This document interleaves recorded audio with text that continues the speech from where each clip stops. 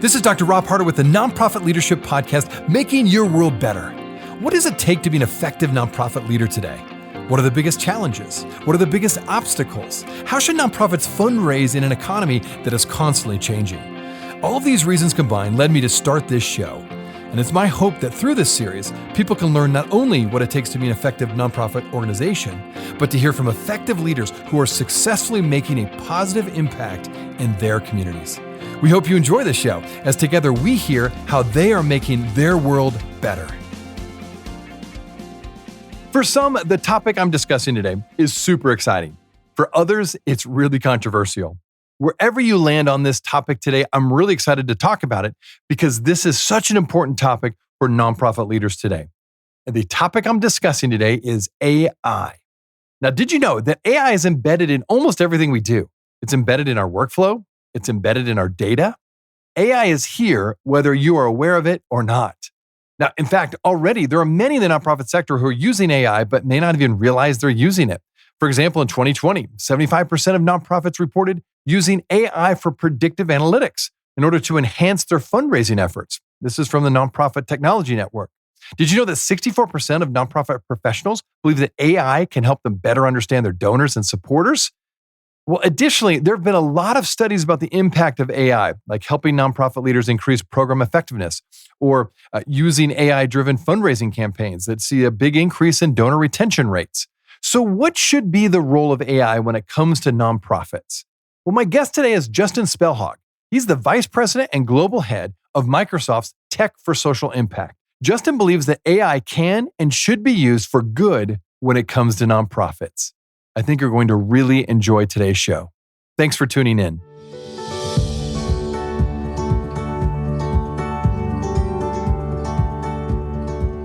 This podcast is sponsored by DonorBox. DonorBox, helping you help others with the best donation forms in the business. Well, Justin, it's so good to have you on the show today. Thanks for joining. Yeah, it's great to be here. Absolutely. Well, we're going to talk about a lot of different things, but it's pretty much all in the realm of AI and what Microsoft is doing in this space specifically and how it relates to nonprofits. So before we dive into the topic today, I'd love to hear from you just a little bit more about Microsoft's Technology for Social Impact, or TSI. Tell us about that group and the work you do for the company. Well, I'd love to. And I'll start by just anchoring it back to those that we serve, which are nonprofits. You know, there are somewhere between 10 and 12 million nonprofits around the world supporting communities, from Atlanta to Georgia to in Africa and India, and everywhere in between. And, I think for many years, the tech industry wasn't putting the focus it needed to help nonprofits really advance their missions. And so we built the Tech for Social Impact team as a purpose-built team designed specifically to support the needs of nonprofit, from the front end and how they fundraise, how they engage their constituents, to through how they deliver programs and ultimately deliver impact.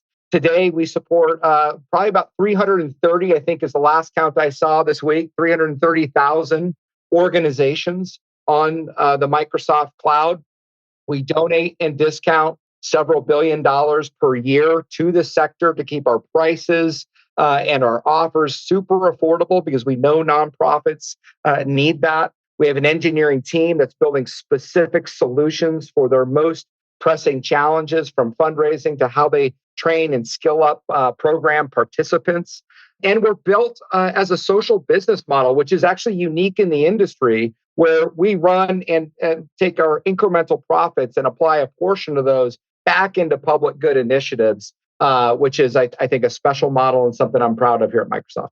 No, it's fantastic. Well, and I know this topic of AI, there's an interesting wide spectrum of reactions when it comes to AI. Some people are like, absolutely, let's just learn as much as we can. Let's apply it as quickly as possible. Then there's a lot of skeptics out there and people that are very worried about what are the applications of AI? Is it going to take over the world kind of thing, right? And there's a lot of people in between. So let's dive into a bit of that now. When it comes to AI, Microsoft approaches the development of AI through a framework of responsible AI principles. So maybe that's something you could talk about. Explain, what are those responsible AI principles that Microsoft has put together? Yeah, no, and I just comment on the hype cycle that we've been, right? AI was going to save the world, then it was going to destroy the world, and now we're all just trying to figure out how do we make it useful in the world, and how do we make it ensure that it respects the fundamental rights and principles that we all hold dear. And within our responsible AI framework, to answer your question, we have 6 core principles that we use, not just as architecture, but fundamentally as policies that guide our engineering, design, customer implementation work that we do. So it's at the very fabric of how we build and manage the products and solutions that we do. And those 6 principles are: number 1, fairness; number 2, ensuring reliability and safety; ensuring privacy and security. A critical one for me in working with the global majority or the global South is inclusiveness and ensuring AI is useful for all; transparency, so that we understand how AI is operating; and ultimately accountability for the companies that are producing, like Microsoft, these models, ultimately to ensure that our customers understand how they're going to behave and how they can be most useful. Now, it's a constantly evolving model. And, the one thing that I spend a lot of time on is that inclusiveness pillar. And I think many of your listeners will be saying, oh, listen, how are we going to be bringing this technology into Ethiopia, into parts of Southeast Asia, where, these models, a lot of the large language models were trained on those languages. And I'm really proud of the work we're doing in our Microsoft research team to really open up our AI capabilities and open up their language capabilities so that ultimately these tools work everywhere in the world. No, well said. And we'll get into that a little bit more in terms of how this, scales and how this also goes across the world with the right lens. Now, one of the biggest concerns around AI, of course, is centers around privacy, especially as it pertains to the nonprofits that serve vulnerable populations. And you've already kind of mentioned some of that. Now, many people worry that when AI becomes integrated into one's organization, privacy is really out the door. It will no longer be possible. So how are you finding a balance between the use of AI on the one hand, but privacy in the nonprofit sector on the other? No, it's a really good point. And, I think our business model, starting with when we built the cloud technology to move your infrastructure into the cloud and now extending into AI, puts really privacy at the center. And how do we do that specifically? Number 1, ensuring that organizations have end-to-end control over the collection, use, and distribution of their data, including how these models are using their data, and have an ability to opt in and manage that. That is built into the design of our AI solutions. And core to our business model is ultimately our customers' data is their data. It is not our data. And there are other business models in the world that are a bit different than that. The second is really keeping our privacy standards high on all of the solutions that we're building. One of the higher privacy standards in the world is GDPR. We were the first company to implement that policy across all of our cloud services. And then we decided not just to implement it for those that were impacted by GDPR, say in Europe, but for all customers everywhere in the world. And then finally, we use a security development lifecycle model that builds in privacy by design and creates some of those features that I highlighted, where organizations get to opt into how their data is being used and they're able to manage that. Now, I think it's important to note, though, that privacy is only as strong as its weakest link. And the other side of privacy is security, right? And we know that the nonprofit sector is, aside from government, is the second and sometimes the third most targeted sector in the world. Their nonprofits are perceived as an easier target, and they have valuable data, be that just credit card information or beneficiary information that nation states may be after. And so as we think about this notion of privacy, we also have to think about how do we harden security for the nonprofit sector as a whole. No, that's good. I think you addressed some of those key concerns that people do have. Now, another concern that emerges around AI is the issue of bias. With vulnerable populations in mind, in particular, the ways AI could be a tool in helping humanitarian organizations around the world, how can we do that while mitigating the potential bias that could happen? There's a lot of work to be done in this area, and it's a personal passion for me as well. Because if we think about the power of AI to, as an example, use a language model to help a beneficiary get access to a resource, get information for their crops. It needs to operate in the local language and the local cultural context that person is in. If it's operating in English, built on a US or a British context, it's not very helpful. And so there's a lot of work that we have completed in terms of a comprehensive multilingual evaluation of GPT models to benchmark performance, privacy, safety, transparency across language and cultures. And we're working every day to expand that capability so that it's increasingly representative.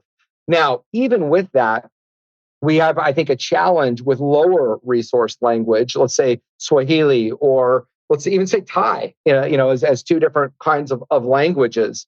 There, we have a project which your listeners can look up called Elora, that's run by our Microsoft Research Center, that uses actually language technology that we've built to ingest and update large language models so they become more and more performant the more they're used in that language context. And so this is an effort that's not going to be solved overnight, but it's something we're absolutely committed to. Our mission is to support every person and organization on the planet, and that means the planet. And we're headed in that direction and working hard every day to make it more inclusive. Well, Justin, before we go in much further, I would love to find out what prompted you to get into this in the first place, because you're obviously dedicating your life now to it, but what first prompted you to get into it? No, it's a great question, Rob. And it's a long story, but I'll make it short because it actually starts as a kid. My mother was a child abuse investigator. My father built a nonprofit focused on low-income elderly people, Meals on Wheels, housing, those kinds of things. And both social workers, so we didn't have a lot of money, and they would throw me in the back of the car when they had to pick up a child or deliver a meal. And so kind of through osmosis, I guess, I learned the value of service ultimately. And I've been trying to reflect that through my career in multiple ways. And this is the latest expression of it. And it's just so great that I'm able to continue some of my family's work, frankly, and contribute to the nonprofit sector in this way.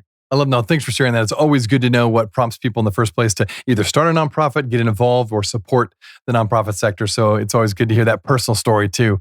Thanks for sharing that. Yeah. Okay. Then speaking of that, then obviously, many of my listeners would say they're fascinated by AI, but at the end of the day, they want to make sure that AI actually helps them. How can we use AI for good to improve their organization or to improve their leadership? So maybe you could talk about that because I know you have some case studies. Could you share some of those meaningful case studies with us of how AI is being used for good? Yeah, I'll share some really interesting case studies. But before I do that, I just want to highlight kind of the basics because these case studies are kind of big. And maybe some of the more medium-sized organizations will say, well, how do I fit in? And I really do think, AI can create value in helping organizations in a number of ways, engaging with donors, analyze, assess, and predict donor behavior. There's tools that are available, improve program effectiveness using large language models to help beneficiaries find the services they need, maybe be that on your website or maybe through a call center, improving mission outcomes, optimizing how a food bank, as an example, sorts and delivers its produce, its food to the right place, the right branch at the right time so people get what they need, or that same capability can be used in a humanitarian context. Strengthening cybersecurity, there's tools there. So there's just so many different ways. And we'll talk in a few minutes about getting started in a really practical way. But a couple of the case studies that are really inspirational for me, just to give you a sense of the power of this technology. So we work with the International Criminal Court, not necessarily a nonprofit, but an organization, which is the highest court in the land that focuses on fundamental human rights, which is, I think, a hot topic today for a lot of people for good reason. And it turns out that when the International Criminal Court engages in war crimes prosecution, there is a mountain of digital evidence. There's documents, social posts, emails, photos, digital photos, and it is immense, the amount of evidence that they have to sift through. So we use AI to help them not only collect that evidence, secure that evidence, but then to analyze it, to look at the documents, to look at the videos, to look at the photos, and to correlate them to match a person, a place, or a thing to a particular scene that helps them dramatically accelerate war crimes prosecution and accelerate delivering justice. So that's one big one that's been being led by Kareem Khan in the International Criminal Institute that's really inspirational. Now let's make it more local and let's come back to the United States and look at Team Rubicon as an example. This is an organization that you probably know. They respond to disasters and really help people. And I've been out in the field with them. I've worn what's called a gray shirt, really help people stand back up on their own 2 feet by helping them recover their housing and get into a better economic position. Now, Team Rubicon uses AI in 2 ways. They use some of our new technology, which I can talk about, called propensity to donate, to help identify those donors that are most likely to give at any given point based on their history, based on demographic data, based on engagement data that they're collecting. And that really improves the yield and effectiveness of their fundraising campaigns. Now, on the program side, they've got to match over 100,000 volunteers that they have to specific challenges, be that a earthquake or a flood or a hurricane, and they've got to match the volunteer availability, the volunteer skill set to that specific mission requirement. And we use AI to help with that matching and accelerate that process. One more, let's travel to Africa and think about sustainability, because I want to kind of cover a couple of spectrums here. Sustainability is a big challenge in Africa. We all know that biodiversity is collapsing. And one of the things that we're doing with a number of parks in Africa, one of them is called the Peace Parks, is enabling that park with IoT technology. That's Internet of Things, so cameras, sensors, acoustic devices, so that they can track and understand when poachers have entered the park and rapidly deploy reaction forces to be able to support and ensure that poaching is not occurring and support biodiversity in those parks. And again, we're using AI, machine vision, we're using machine language, we're using machine learning to get the right resources to the right place at the right time. So there's just so many different ways that artificial intelligence can be used to enrich the way an organization works. We'll be right back. Are you looking for an easy and effective way to boost your nonprofit's donations? Look no further than DonorBox, the online fundraising platform that streamlines your fundraising efforts, maximizes donations, and simplifies giving for your supporters. With DonorBox, you can create beautiful donation forms, accept digital wallet payments, track donations, and send auto receipts. And the best part? There are no setup or monthly fees and no long-term contracts required. So what are you waiting for? Visit donorbox.org today to get started. That is donorbox.org. Hey friends, thanks so much for listening to the Nonprofit Leadership Podcast. I wanted to let you know that I've recently become a professionally certified coach. With my nearly 30 years of nonprofit experience, I know firsthand how hard leaders work. I also know how important it is to have someone you can call on to get help with the barriers and leadership challenges you will face both professionally and personally. I really want people to thrive and become all they were meant to become by providing coaching and consulting services. If coaching is something you've always been interested in, but weren't quite sure what it was all about, I encourage you to reach out. You can go to my website, robharder.com, or just email me at rob@robharder.com. I would be happy to provide a free sample coaching session so you can determine if coaching is for you. Thanks again for listening. Now back to the show.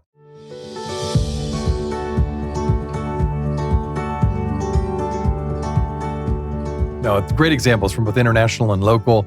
Love all those examples you've mentioned.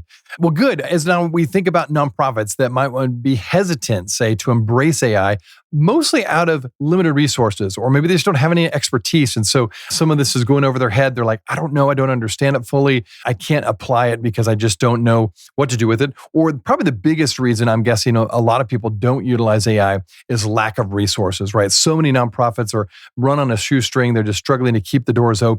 And so it's difficult to think about investing in something like AI. They don't fully understand the benefits of it.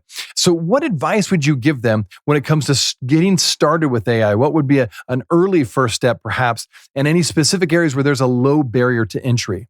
Yeah, absolutely. And of the 1.6 million nonprofits in the United States, 95% are small organizations, right? Where the IT person is the office manager, is also a program leader. And so how do they actually even get started? So a couple of really practical things. Number one, there's the opportunity just to build your knowledge and skills so that you feel more fluent and confident from everything from how to think about these new technologies like Chat GPT or large language models, to how to think about technologies like machine vision or machine learning. And we have a course that is on LinkedIn. It's called Career Essentials in Generative AI. And it's a 4-hour course. So, you might do it in a couple of sittings. You can come in and start, but it's really, really, really great training and really will give everybody from the CEO to the program delivery to the fundraising officer the baseline of knowledge that they may need. And we have over 1.4 million, it's probably more than that now, 1.4 million people engaged in these training paths. And it's a great way to skill up. Now, once you have the skill, the second thing is, well, what can I do for my organization? Well, we just launched actually today a AI compass for nonprofits that is specifically designed for small and medium organizations. And in less than 5 minutes, with only 8 questions, and we're not going to ask you to give us your contact information or anything like that, right? It will provide a guide and a benchmark of your maturity against other organizations and provide some really practical tips on how you might start using things like Bing Chat Enterprise for creating donor appeal letters, or using Bing Chat Enterprise for creating a gala event invite in a fraction of the time. So that's the next piece. Then once you've done that, then it's start to use the technology. You've got to get familiar with it. And any organization today that's running Microsoft 365, which is 300,000 organizations that, and probably many of your listeners, they can use Bing Chat Enterprise right now. And the difference with Bing for free, and with Bing Chat Enterprise, you're able to use that tool and have the enterprise security tools that you want to have so that your data is your data. But you can start using that right away to draft proposals, to set up an event agenda, to research a potential donor. And as you start using that, you'll start to understand the real power and efficiency that can be created. Finally, and again, I'm tuning my conversation here for small and medium organizations, right? We've built a series of technologies that we call low-code or no-code technologies. Now, they're not no skill. I mean, they require a little bit of skilling for sure, but they're really easy to use in terms of creating solutions using natural language and drag and drop technology, which is called Power Platform. And inside of Power Platform is an AI engine. And one of the most powerful AI engines for nonprofits is using Power Virtual Agents. And what this is conversational AI using GPT to do things like help beneficiaries that are engaging in your website or maybe calling in to your helpline get to the right resource much faster with much higher qualification to support. If you're dealing with social services, you've got limited caseworkers, really help support those limited caseworkers in a much more effective fashion. You don't need to hire a big IT shop to do this stuff. We have great training on Microsoft Learn. It's all free. And that's another way that organizations can step forward into this technology. So learn, go use the AI compass for nonprofits, get started with what you have right now, and then step in progressively in a way that you're comfortable. No, that's great. Well, again, for my listeners, I encourage you to check that out and take those steps and just try it out, see what works for you. But I like that. That's a good, easy way to kind of go from here as next steps. Now, a couple more questions for my remaining questions, really. When it comes to using AI for good, you're obviously optimistic about this. This is something you're involved with. What has convinced you that overall, what the potential for AI is still going to be on the positive side? Again, what you've given some great case studies, you've given some good practical examples. Is there anything else you'd like to share that convinces you that overall AI can be used for good, for an overall net positive for their nonprofit organization? Yeah. And listen, I think we have to be thoughtful about AI because I think there are, of course, upsides and downsides. But when I take a step back and I look at the reality of the nonprofits that I have the privilege of serving every day, the simple truth is that they are facing more demands than ever today, and their resources are getting more and more compressed. And we kind of always say that every year, but I got to tell you, I've just been on a plane for 4 months. I've met with so many organizations, and I really feel like there is a stark difference this year, both in the area of fundraising, which is getting more challenging, and namely in the area of high staff turnover and high vacancy rates for nonprofits, which is leaving big holes in their organization in terms of their ability to fulfill their mission. And that is the reality. And I know all of your EDs out there are probably shaking their head saying, yep, that's what I'm facing today. Now, let's match that reality against some research, right? There was a recent Harvard Business School study that looked at randomly selected consultants. This is a random control trial, which is a pretty good way to do this work. And they looked at BCG. They pulled out of Boston Consulting Groups. They pulled these consultants out. They looked at 758 consultants, and they looked at their work when they were using GPT-4 technology that compared to a control group that did not have access to GPT-4 technology or any technology, any AI technology, I'll say. And GPT-4, for your listeners, are these large language models, ChatGPT, right? When they looked at the 758 BCG consultants in this control group, they found those that were using this technology completed 12.2% more tasks, completed the tasks 25.5% faster, and produced results of 40% higher quality as judged by human judges, double blind in the model. So it's pretty rigorous, right? And whether it was generating new ideas for products in underserved markets, creating a plan for launching new products and services, undertaking marketing tasks, including segmentation selection, writing memos and letters to CEOs, those are the kinds of things that were looked at. That's a pretty huge lift, right? And then you take a step back and you go, okay, the United States, 1.6 million nonprofits commanding 2.6 trillion in revenue, right? What if this industry could get 10% more efficient? How many more people could we serve? How many more communities could we serve? How much more good could we do? And the answer is a lot. So that's what gives me some hope that we're going to be able to drive the impact in the right way in the nonprofit industry. Love that. Yeah. No, I love the fact that there's some real research data behind it, some evidence-based information to say there's some real positives that we can apply to our nonprofit organizations. And I just feel like for my listeners, again, I know I always try to provide some really tactical benefits to you as you can put into practice tomorrow. But I also love expanding the scope of this podcast to introduce you to things like the use of AI. And again, I love the fact that you're really committed to this. You're really committed to the nonprofit sector. So maybe to wrap up, for my listeners, how can they learn more about Microsoft, specifically your Technology for Social Impact, or TSI? Where could you send them? And also, in the meantime, how can they find out more about you if they like to connect with you? Yeah, absolutely. So I think Microsoft.com/nonprofits is where you can find all this information. That's also where the AI Compass is.